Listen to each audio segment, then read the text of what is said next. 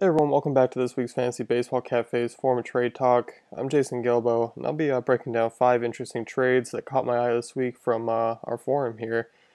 And getting ready for the All-Star break, we're taking a look at some trades, get you guys some sense of worth of these guys.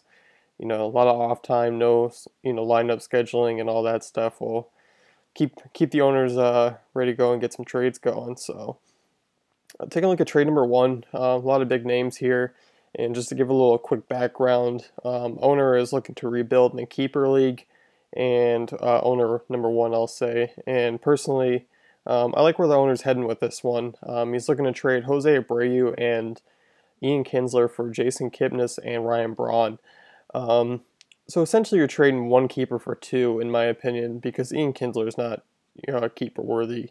And I really like the upgrade in Kipnis, and as well as I like Braun in the outfield going forward over the next couple of years. First base is a pretty deep position. Even in a keeper league, you can find some guys putting up similar numbers to Jose Abreu. Maybe not the same average or so, because he hits for a fairly high average for first baseman.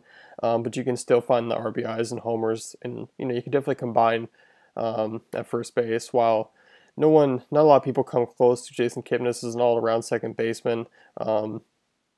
He hits for a decent amount of power, drives and runs, RBIs, all that good stuff. Of course, he's not D. Gordon out there stealing, 60 stolen bases, but he's a guy who will hit 20 or so.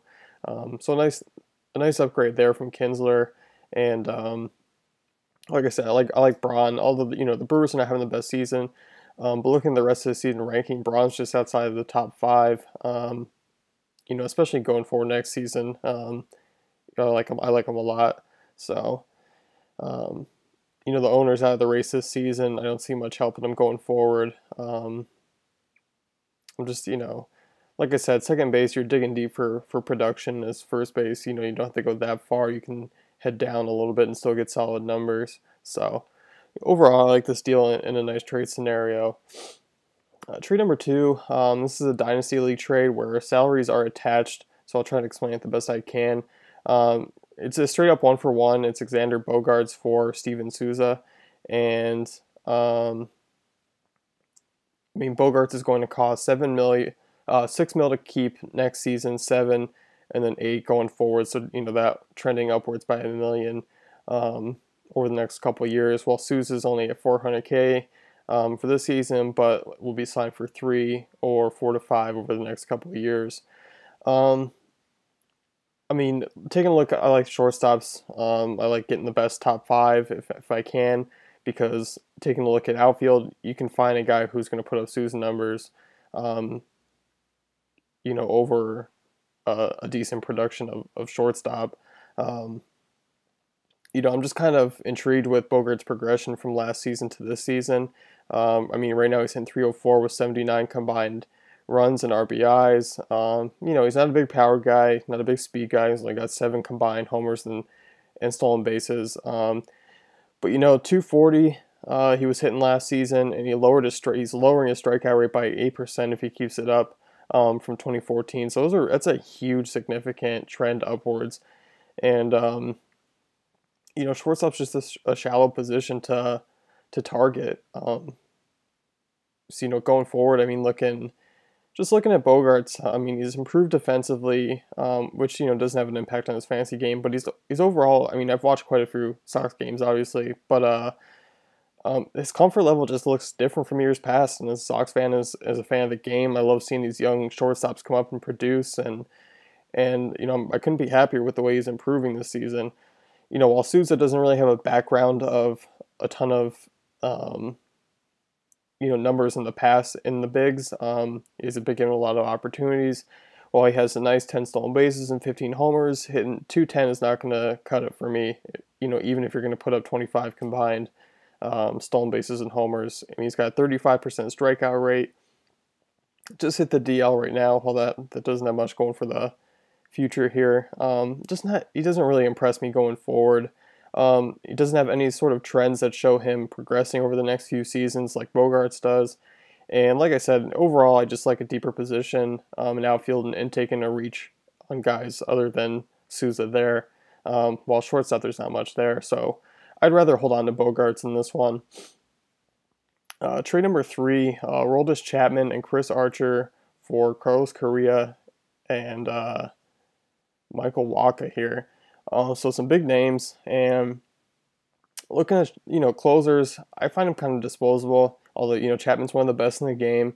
I think as soon as he gets shipped out of Cincinnati, he's gonna have a ton of value. Obviously he's gonna go to a contending type team. If he does get moved. But obviously the big picture here is in a keeper league getting Correa, sorry, and going forward. You're downgrading Archer to Wacha, but it's not a huge downgrade. And like I said, the big picture here is getting Carlos Correa. Yeah, Archer has a massive strikeout upside, but moving him and Chapman for a top, starting pitcher and a top shortstop. Like I said, shallow shortstop position. Carlos Correa is going to be a keeper league gem for the next 15, 20 years. I mean, he's only 20 years old. There's a lot to like about this trade here, and you get 2 top young players. I mean, Walker's young. Correa's seven homers already, 5 stolen bases, hitting 285, setting a real nice floor already. So we know what to expect going forward. And obviously, with him being a top prospect, we expect him to come up and trend over the next few seasons. And just, like I said, only 20 years old, not even close to entering any sort of beginning to his prime. That's how young he is. So he's already shown huge fantasy value. This Houston team, ton of young guys. It's going to be a lot of fun over the next few seasons to watch, and not only to draft him in our fantasy teams.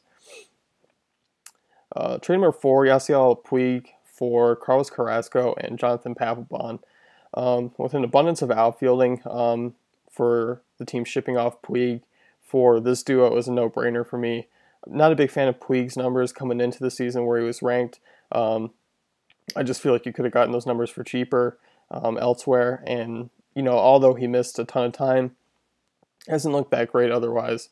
And Carrasco sitting with an ERA in the 4s, but a 2.83 FIP. I'm a big fan of his in the second half. He's already shown over the last few starts of being a dominant pitcher, and near a 28% strikeout rates. He almost threw the no-hitter. I kind of chalk up his last start to I forgot, he almost threw 119 pitches or whatever it was to get the no-hitter. Tired arm against an Astros team that's pretty good. Not making excuses, but I really like Carrasco going forward. And for an underperforming Puig, and if you're going to toss in Papelbon, who is another closer that could be shipped off to a contending team, his value would also go up. So I like him. If you're just going to tack on a starting closer, give me this deal every day, especially for an underperforming Puig.